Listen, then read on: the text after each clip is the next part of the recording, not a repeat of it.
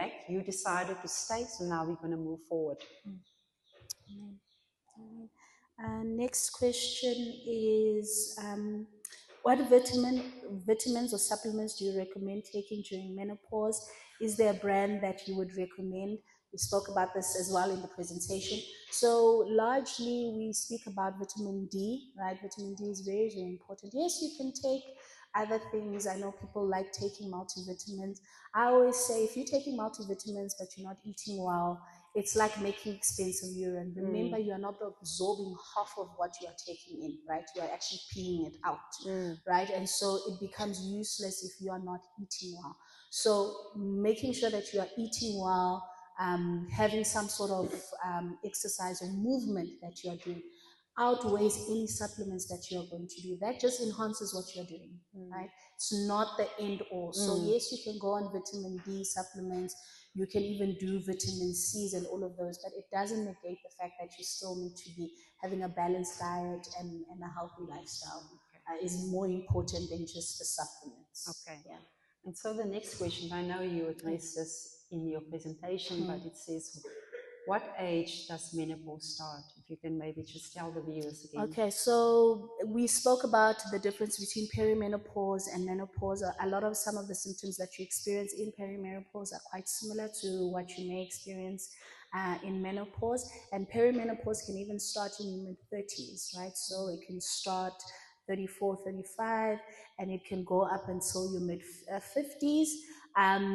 But with menopause, right, it depends. So it can start 45, some people 55, right? So we expected 10 years after your perimenopausal phase to then be experiencing menopause. And what is menopause? Your periods must have stopped for longer than 12 months for us to say you are having menopause. Otherwise, you're probably still going through the perimenopausal state. Yeah. Okay. And so question number 9, are there any long-term health risks associated with menopause? Yeah, there are certain things that we worry about, right? Because remember, estrogen is very important for a lot of things. So bone health, heart health, many things that estrogen does, right? As much as we don't really like going on our periods and, just feeling that sort of, because it also affects your mood, right? It affects your mood a lot. And that's why we say even with menopause, mood changes happen, anxiety, depression happens. Why? Because estrogen is low.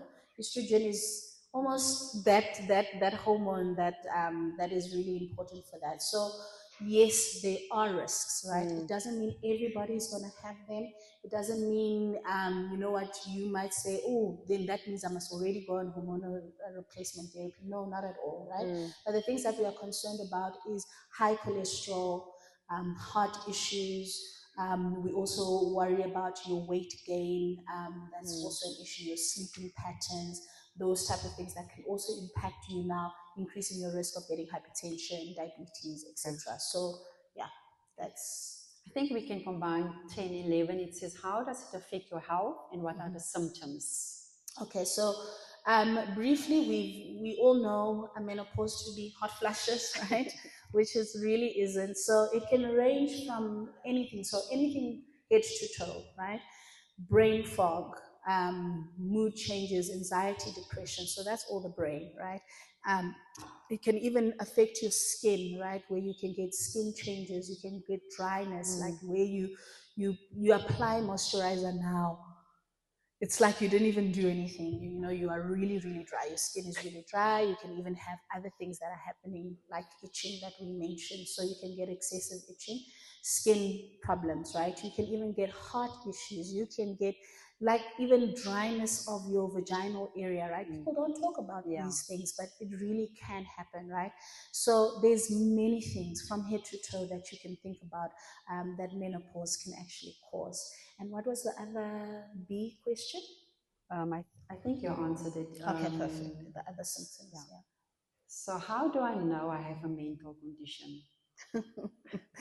Yeah, this one is a hard one, right? Because a lot of the times we don't see ourselves, right? So people are usually sometimes a mirror, sometimes to how we are. Sometimes like for me, for example, I knew there was just something not right. I snapped easily. I was easily irritable.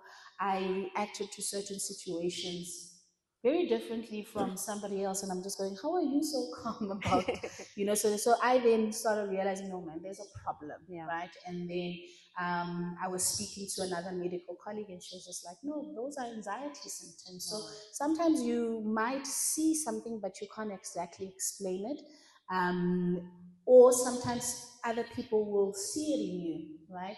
They'll tell you, why are you constantly sort of isolating yourself? Why are you constantly restless? My daughter used to say, Mommy, why do you always shout at why do you always shout at me? Yeah. So there's just Yes. some people will sort of be the ones that are triggering. And Okay. sometimes as you're reading the word, you're going, I'm not displaying these nine fruits of the spirit, Yeah. right? And so is it because I just don't know about them, or is it because I'm also battling certain issues? So there's no real one source. There are multiple Okay. things that can be triggering to show you that you've got a So, issue, probably. so how are abuse and trauma related to mental health? Sure, big, right? Remember, just to put it like this, mental health has got many components. It's got a spiritual component as much as we want to admit it or not, right? And that's why for me, I truly respect pastors and teachers, because they've got a huge job, right, in trying to address that part of mental health, the spiritual side. There's also the environmental, there's also the genetic component as well. So it is important that you address each of them. It's not just, some person was even saying we shouldn't super spiritualize everything, Yeah. right? But we shouldn't all the time naturalize everything, because there's certain components in each thing, and as you work through each of them, whether it's biological because you've got a chemical imbalance and that's why, or you're going through menopause and that's why you're displaying mental health issues. So there's many components. There's the natural, the biology, and there's also the spiritual component that needs to probably be dealt with. Yeah. So are there specific triggers that affect one's mental being? Specific triggers, definitely, and that depends on each person, and it also goes back to what you experience, right? And the person even asked about trauma, does that impact? Definitely, right? So you will respond to, for example, someone not even responding to your WhatsApp as a fact that, oh, they probably don't care, they blue ticked me, right? Because you've probably experienced rejection before, and so your response is heightened compared to someone else going, oh, probably they're busy, probably they'll get back to me, right? And there's other stuff going on. So your response will be very different because of all these other things. And so certain things that are not triggers for someone else may be triggers for you. And so sometimes you sort of have to analyze it. What is my trigger? And is it based because of what I've experienced before, the traumas that I've experienced, my life experiences, and then start to deal with them. I'm such an advocate of, let us heal, as women, let us heal our past wounds, our present wounds, because we don't want to be bitter old aunties and gogos where they go, oh, I'm not going to gogo's house. I'm not going, because you're bitter. You've just gone through, and yes, life is not easy. You're going to go through a lot, but we need to find freedom in that. We really need to deal with these things so that we are not carrying them over. And what is actually scary is geneticists, like people that look at genes, they say certain traumas that you don't even deal with are carried to the next generation. Wow. They don't even know why they're fighting the demons that they are fighting. But because I didn't conquer in that area, right? It got passed down. So it's very important that we find our victory so that our children and our children's children are also not having to deal with those. I heard this once. It says we all have a hippocampus. It's at the back of your head. So that is where all our things that we've been through is stored in. So what we need to do is we need to replace those negative things. We need to replace it with good things. So the trauma that we've been through that is in that hippocampus, get healing and replace those thoughts, replace those things with good things. And so when something happened to you, you start to react differently because you're dealing with those things that's in your hippocampus. Very, very. And this is a good one. How do I keep faith if I'm believing God for a very long time for something? I think we're all go through that. We believe and we trust God for something, and then it doesn't happen, and then we feel despondent and say, Lord, when? When is it my turn? You know? And so, how do you keep faith? Sure. For me, right, I always take everything back to my sort of experience and my journey, right? Like you say, you're not always going to feel like, you know what, I've got it. Because you can sort of get weary in Lord, I've been waiting, Lord, I've been waiting. For me, it's been my community, right? My community, even friends, speaking into that to be like, we're still with you, we're standing with you, but renewing your mind in the word, right? The word is the one. Even when it doesn't look like it's happening, sticking to that and holding on that God has said it, right? I've received his word, I'm sticking to it. You might not always have and feel like, as positive and Yes. joyful, but staying with that and making sure that you Yeah. are surrounding yourself with a community That's right. of believers that can uplift you. That's So right. important. And I also think it's good to understand God's timing. You know, God's timing is always the perfect time. We think our time is the perfect time, but God's timing is the perfect timing. And I also think in the process, we always need to remember what God did for us before. Amen. Sometimes we forget. Doesn't matter how small, remember what the Lord has done for you in the past. And now Hebrews 11 verse 1 says, now faith is. So if you're going to read that verse tomorrow, it's going to say, now faith is. If you're going to read it in a month's time, you're going to say, now faith is. So faith is always there. Doesn't matter what you're going through. Faith is a now thing. And that is what we need to hold on to. Hold on to the promises of God. If He gave you a promise, hold on to it. No? Amen. Seed time and seed time. That's right. And then, how can I manage anxiety, mental health, especially while juggling major life changes? That's a lot. It really is. And even the major life changes can trigger anxiety, right? It can even trigger, so managing it is understanding. I think it's even better. I even say when you experience certain things, if you experience trauma, for example, or life changes when you are young, you don't have the mental capacity, you don't have the resources to even deal with that, right? So a lot of it is internalized. Versus if that same thing happens when you're much older, you have the resources, you even know who to call, right?